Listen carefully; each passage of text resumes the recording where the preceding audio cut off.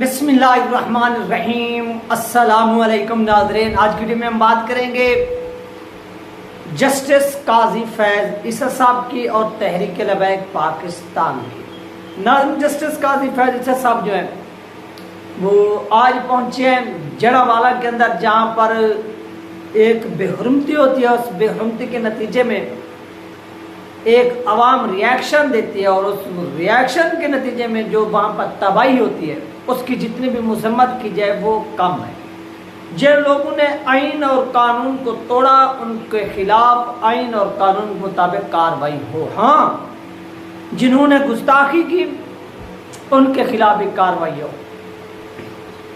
ایسا نہیں ہے کہ وہ جو گستاخی کر گئے ان کا کسی ایک بندے نے بھی، یار قرآن پاک کی گستاخی ہوئی ہے، حضور پاک صلی اللہ علیہ وسلم کی شان میں گستاخی کی گئی، وہاں پر کسی ایک بندے کی بھی جو زبان ہے وہ اوپن نہیں ہوتی۔ لیکن اگر چرچ جل گیا تو چیف جسٹس بھی دورہ کرے۔ آپ اسی چیز سے اندازہ لگا لیں کہ ہم مسلمان بھی ہیں، یعنی پاکستان کے اندر جتنی یہ پبلک بستی ہے، جتنی یہ لوگ رہتے ہیں، جتنے یہ اوپر اداروں پر لوگ بیٹھے ہیں، ان کو اس چیز کا بالکل افسوس نہیں ہے کہ قرآن پاک کی بے حرمتی ہوئی، کوئی ان کو پرواہ نہیں ہے۔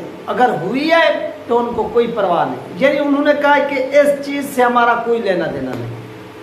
ہمارا لینا دینا ہے تو جو چرچ جلے، جو مسیح برادری کے گھر جلے، ہمارا لینا دینا اس چیز سے۔ ہمیں تکلیف ہوئی ہے جو چرچ جلائے گئے، بالکل جو چرچ جلائے گئے یہ اسلام اجازت نہیں دیتا۔ کسی بھی جو پاکستان کے اندر مذہبی اقلیتیں رہتی ہیں ان کی عبادت گاہوں کو توڑنا، ان کے گھروں کو جلانا، یہ مسلمان کا کام ہی نہیں ہے کہ وہ اس طرح کے کام کرے۔ مسلمان جو مسلمان ہے وہ کام نہیں کر سکتے اس طرح کے۔ ہاں، اگر پھر وہ مسلمان، یعنی اگر مسلمان، پھر وہ بھی مسلمان نہیں جو حضور پاک صلی اللہ علیہ وسلم کی گستاخی اپنی آنکھوں سے دیکھے یا قرآن کی گستاخی اپنی آنکھوں سے دیکھے اور خاموش ہو جائے تو پھر وہ بھی مسلمان نہیں۔ یہ دو چیزیں ناظرین واضح ہیں۔ دوسرا، قاضی فیض صاحب نے یہاں کا وزٹ کیا ہے۔ آپ کو معلوم ہے کہ اس جو ایف آئی آر ہوئی ہے اس میں تحریک لبیک پاکستان کے لوگوں کے بھی نام دیا گیا۔ یاد رکھیے 2017 کے اندر جو دھرنا ہوا تھا، اس دھرنے کے بعد جسٹس قاضی فیض عیسیٰ صاحب نے سپریم کورٹ یعنی نوٹس لیا تھا، اور ان کی سربراہی میں ایک بینچ بنا تھا۔ اس بینچ نے یہ فیصلہ دیا تھا کہ تحریک لبیک پاکستان نے یہ لانگ مارچ جو پھر ایکسچینج ہوا، تبدیل ہوا دھرنے کے اندر، اس کے پیچھے اسٹیبلشمنٹ تھی۔ یعنی انہوں نے یہ نہیں دیکھا کہ ختم نبوت پر ڈاکہ ڈالا گیا، چوروں نے ڈاکہ ڈالا، اس ڈاکے کو پھر بے نقاب کرنے کے لیے، پھر ان ڈاکوں کو پکڑنے کے لیے تحریک لبیک پاکستان نے یہ سب کچھ کیا۔ انہوں نے کہا کہ نہیں، جو ہوا وہ ٹھیک ہوا، سو صحیح ہوا، جنہوں نے کیا وہ صحیح کیا۔ یعنی ان کے خلاف نہ کسی عدالت نے نوٹس لیا، نہ کسی جج نے نوٹس لیا، نہ کسی جج کے ریمارکس، اس طرف کوئی ایک بندہ بھی نہیں گیا۔ لیکن جب اس کا ایک عوام ریاکشن دیتی ہے، عوام یعنی احتجاج کرتی ہے کہ وہ وزیر استعفیٰ دے، تو اس استعفے کے لینے کے لیے قربانی دینی پڑی، دھرنا دینا پڑا۔ اس دھرنے کے نتیجے میں شہادتیں ہوئیں، شہادتوں کے بعد جا کر کیا ہوا، وزیر مستعفی ہوا۔ تو ان شہادتوں کا بھی نوٹس نہیں لیا گیا کہ یار یہ تو نہتے لوگ تھے اور سامنے بیٹھے ہوئے تھے، نہ ان کے پاس کوئی ہتھیار تھا، ان کو بھی مارا گیا۔ ان کا ایک موقف تھا کہ جس بندے نے ختم نبوت پر ڈاکہ ڈالا اس کے خلاف کارروائی کی جائے، اور وزیر قانون جو ہے وہ مستعفی ہو یعنی استعفیٰ دے۔ اس پر کیوں نہیں کام کیا؟ اس پر کسی نے بھی نوٹس نہیں لیا، بلکہ انہوں نے کہا کہ نہیں، یہ لانگ مارچ ہوا، پھر اس لانگ مارچ کے دھرنے میں تبدیل کرایا گیا، اس کے پیچھے ایجنسیز تھی۔ یعنی انہوں نے سیدھا لکھا کہ اس وقت کے جو ڈی جی آئی ایس تھے وہ تھے، اور اس طرح۔ اور یہ سارا معاملہ ناظرین ہوا۔ اس معاملے کے بعد کیا ہوتا ہے؟ اس معاملے کے بعد تحریک لبیک پاکستان کے خلاف ایک چارج شیٹ آتی ہے، اور یہ حکومت وقت کو جسٹس قاضی فیض صاحب کہتے ہیں کہ ان کے خلاف کارروائی کریں، پکی کارروائی کریں، ان کو ایک جو قلعدم کرنے کا طریقہ ہے اس کے مطابق کریں جو آئین کہتا ہے، تاکہ یہ جماعت ہمیشہ ہمیشہ کے لیے ختم ہو۔ اور اس کے پیچھے یعنی جو میں نے آپ کو بتایا کہ ڈی جی ایس آئی اس طرح کے یعنی جو اسٹیبلشمنٹ کے بندے تھے وہ شامل تھے، لہذا ان کے خلاف ایک کارروائی ہو۔ تو جب ان کے خلاف اور تحریک لبیک پاکستان کے خلاف ایک چارج شیٹ دیا گیا جسٹس قاضی فیض عیسیٰ صاحب کی جانب سے، تو تحریک لبیک پاکستان کے خلاف بھی کارروائی نہ ہو سکی اس بنیاد پر کیونکہ اس میں اسٹیبلشمنٹ کے لوگ آ گئے۔ ان اسٹیبلشمنٹ کے لوگوں نے جب دیکھا کہ جسٹس قاضی فیض عیسیٰ صاحب تو ہمارے خلاف ایک قسم کا چارج شیٹ دے رہے ہیں، ہمارے خلاف یہ سب کچھ کر رہے ہیں، تو وہ ایک ریفرنس تیار کرواتے ہیں۔ کس سے؟ عمران خان کی حکومت سے۔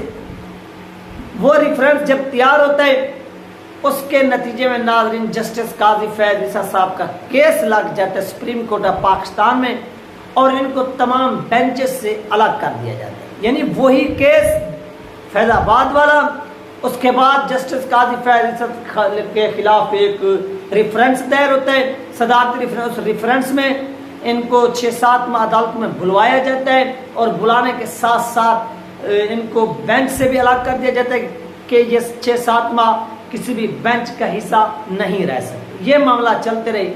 اب وقت وہی آ گیا کہ جسٹس قاضی فیض عیسیٰ صاحب اس کرسی پر براجمان ہوں گے جس پر یہ پہلے براجمان نہیں تھے۔ یعنی جج تو تھے لیکن ان کے پاس وہ اختیار نہیں تھا جو ایک چیف جسٹس کے پاس ہوتا ہے، جو ایک طاقت کا منبع ہوتا ہے، سر چشمہ ہوتا ہے، وہ نہیں تھا۔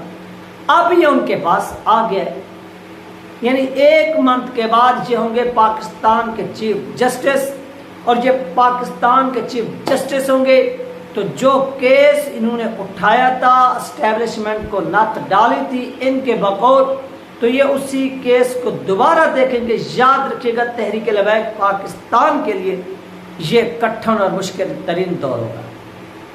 آپ عمران خان کا دور بھی بھول جائیں گے۔ یاد رکھیے اگر سپریم کورٹ آف پاکستان نے تحریک لبیک پاکستان کے خلاف یہ کوئی حکم دے دیا چیف جسٹس نے، تو اس وقت کی جو انتظامیہ ہوگی وہ اس پر عمل درآمد کروا کے ہی رہے گی۔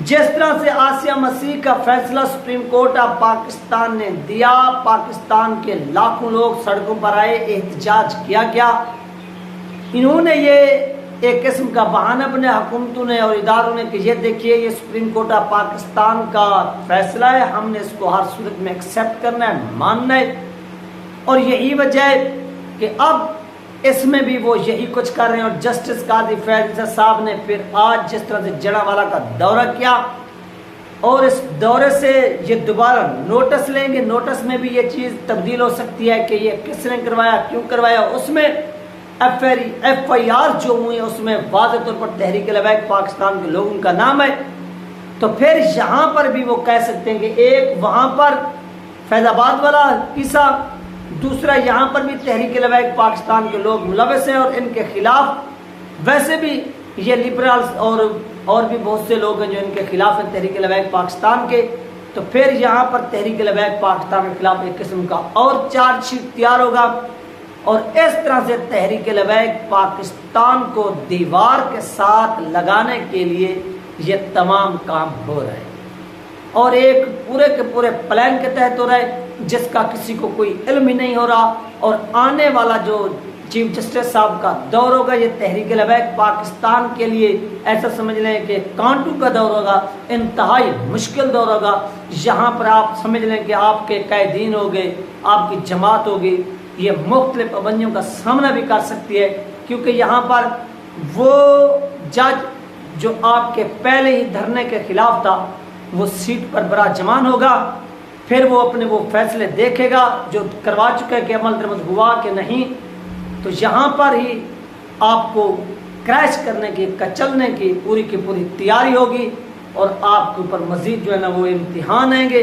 لہذا اس وقت کے لیے آپ مینٹلی طور پر تیار ہو جائیں، مینٹلی طور پر آپ لوگ تیار ہو جائیں، چاہے آپ میری اس بات سے ایگری ہوں یا نہ ہوں وہ آپ کی اپنی مرضی ہے، لیکن جو مجھے نظر آ رہا ہے وہ چیز میں آپ کے ساتھ شیئر کر رہا ہوں کہ آنے والا وقت جسٹس قاضی فیض عیسیٰ صاحب کا وہ تحریک لبیک پاکستان کے لیے کوئی سود مند نہیں ہوگا، بلکہ یہ ایک مشکل ترین اور کٹھن ترین جو ہے نا وہ مرحلے پر مشتمل ہوگا، جس کے سامنا کرنا آپ نے بھی ہے اور ہم سب نے کرنا ہے۔ اس کے لیے آپ وقت سے پہلے تیاری کر لیں۔